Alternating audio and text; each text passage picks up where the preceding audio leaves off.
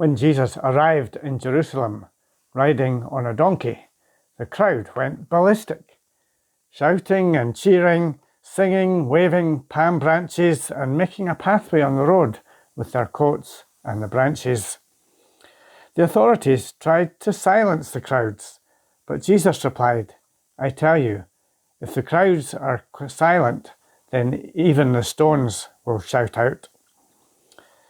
When Paul wrote his letter to the Christians in Colossae, the Colossians, he tells them that the good news about God that Jesus had brought had been proclaimed to every creature under heaven.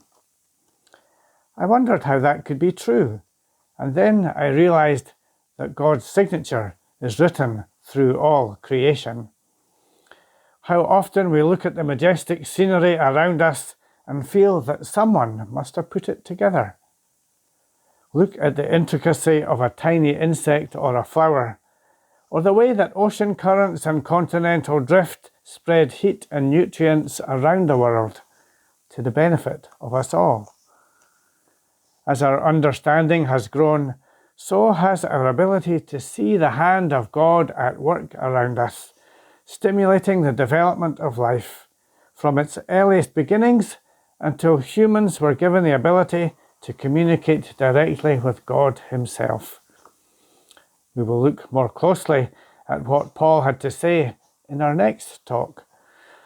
How we interpret the world around us depends on how we look at it. If you start with a faith position that there is no God, then you have to come up with some explanation for how we come to exist without God. So far, no one has managed to invent such an explanation, which makes atheism quite a challenging faith to believe. As for Christianity, we have come to believe that Jesus Christ was all of God that could fit into a human life.